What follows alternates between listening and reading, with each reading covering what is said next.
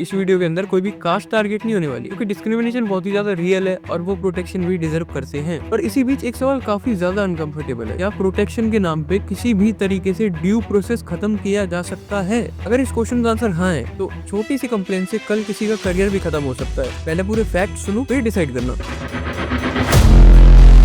पहले एक्सप्लेन करता हूँ कि हुआ क्या है। यूजीसी यूनिवर्सिटी ग्रांट्स कमीशन ने रिसेंटली अपना डिस्क्रिमिनेशन फ्रेमवर्क अपडेट किया है। इंटेंट तो बहुत ही अच्छा है, बट प्रोसेस थोड़ा सा रिस्की हो जाता है। पहले क्या होता था, पहले कंप्लेन की जाती थी, फिर उसकी प्राइमरीली इंक्वायरी भी की जाती थी, फिर उस चीज का पूरा प्रूफ भी एक्सप्लेन करना पड़ता था और कॉन्टेक्स्ट भी बताना पड़ता था। उसके बाद फिर उस पर एक्शन होता था। और अब क्या हो रहा है, प्राइमरीली इंक्वायरी तो मैंडेटरी है ही नहीं, कंप्लेन मिलते ही एक्शन लिया जा सकता है। इसके अंदर एक्यूज्ड को पहले रिस्पॉन्ड करना, इन्वेस्टिगेशन के दौरान ही रेपुटेशन पे सीधी स्ट्राइक आती है। In simple word, allegation first and verification later. और लॉ के पॉइंट ऑफ व्यू से ये वाली अप्रोच बहुत ज्यादा रेयर देखी जाती है, क्योंकि इस पॉइंट ऑफ व्यू से लॉ के मिसयूज के चांसेस बहुत ज्यादा बढ़ जाते हैं। अब इशू क्या है, अब मेन इशू है क्या? इशू डिस्क्रिमिनेशन के लॉ का नहीं है। डिस्क्रिमिनेशन के लिए डेफिनेटली लॉज होने चाहिए ताकि कोई भी अपने आप को इंफीरियर फील ना करे। इशू वन साइडेड प्रोसेस है, reverse burden of proof. Normally क्या होता है, नॉर्मली एक्यूजर्स प्रूफ गे यहाँ, बट इस सिचुएशन के अंदर 2026 से यूजीसी ने जो चेंजेस किए हैं, accused have to proof his innocence. और इनोसेंस प्रूव करना, एविडेंस तो तब होता है ना जब इंसिडेंट हुआ। कुछ नहीं किया तो क्या प्रूफ हो सकता है? थोड़ा कॉम्प्लिकेटेड लगा होगा ना, मैं सिंपल में समझाता हूँ। मेरे पास ये दो चीजें अवेलेबल थी तो मैं इनसे समझाना पसंद करूंगा। तो ये इसे कह लो, ये यूजीसी है और ये एक स्टूडेंट है, मैं सेकंड स्टूडेंट हूँ। अब इस ग्रिपर ने जाके सीधा यूजीसी से कंप्लेन करती है। ये तो मेरे को लोअर कास्ट का ग्रिपर बता रहा था, ये तो कह रहा था ग्रिपर तो थर्ड क्लास है, बहुत गंदा, नीच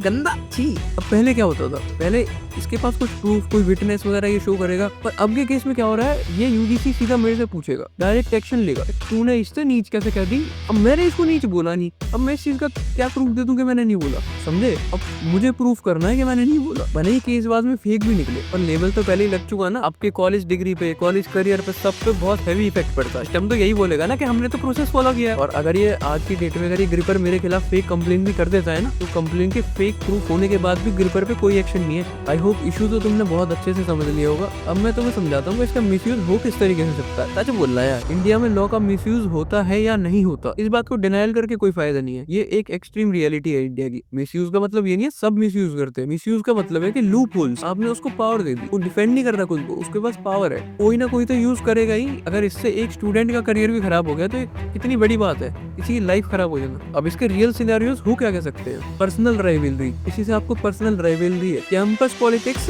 ईगो क्लैशेस भी चलते रहते हैं कॉलेज में आए दिन। कितना इजी है किसी के लिए इस लॉ के बाद, या किसी के अंदर थोड़ा बदला लेने की भावना हो, या फिर miss interpretation turn into complaint. और जब रूल ये बोलता है कि एक्शन पहले, तो इंस्टीट्यूशंस ऑटोमेटिकली पैनिक मोड में चले जाते हैं, क्योंकि अपनी सीट तो सबको प्यारी है। अब इसमें जनरल कैटेगरी के लिए रिस्क ज्यादा क्यों है? कोई रिजर्वेशन नहीं है, कोई एक्स्ट्रा इंस्टीट्यूशनल शील्ड तक नहीं है, और अब ड्यू प्रोसेस होने की कोई एश्योरिटी नहीं है। बात कर देते हैं आर्टिकल 14 की। आर्टिकल 14 एक बहुत ही सिंपल सी बात करता है, इक्वालिटी बिफोर लॉ, क्योंकि हमारे इंडिया के कॉन्स्टिट्यूशन की फाउंडेशन भी है। और इक्वालिटी का मतलब क्या होता है? इक्वालिटी का मतलब सेम पनिशमेंट नहीं होता, इक्वालिटी का मतलब सेम प्रोसेस होता है। अगर एक साइड को प्रूफ ऑप्शनल रख दिए जाए और एक्शन को भी स्पीड अप कर दिया जाए, तो ये तो बिल्कुल सीधा सीधा प्रोसीजरल इम्बैलेंस ही है। ये कहना एंटी एनीवन नहीं है, ये कहना प्रो कॉन्स्टिट्यूशन है। अब एक बात बिल्कुल क्लियरली सुन लो ताकि मैं जेल जाने के बच्चों को, ये वीडियो डिस्क्रिमिनेशन बिल्कुल भी डिनाई नहीं करती है। डिस्क्रिमिनेशन होता है, उसके लिए मेजर्स भी लिए जाने बहुत जरूरी है, ताकि कोई भी अपने आप को इंफीरियर फील ना करे। और किसी कास्ट या कम्युनिटी पे तो बिल्कुल भी अटैक नहीं करती है। अब गलतियां तो हजारों लोग बता रहे हैं, पर इसके सॉल्यूशन के बारे में बात नहीं कर रहा, मैं इसके सॉल्यूशंस के बारे में बात करना चाहूँ। यूनिवर्सिटी ग्रांट्स कमीशन अगर सच में बिल्कुल फेयर सिस्टम चाहता है, प्राइमरीली इंक्वायरी तो मैंडेटरी होनी चाहिए और प्रूफ बेस्ड एस्केलेशन भी होनी चाहिए। फॉल्स कंप्लेंट में अकाउंटेबिलिटी तो बहुत ही जरूरी है, ताकि कोई अपनी राइवलरी या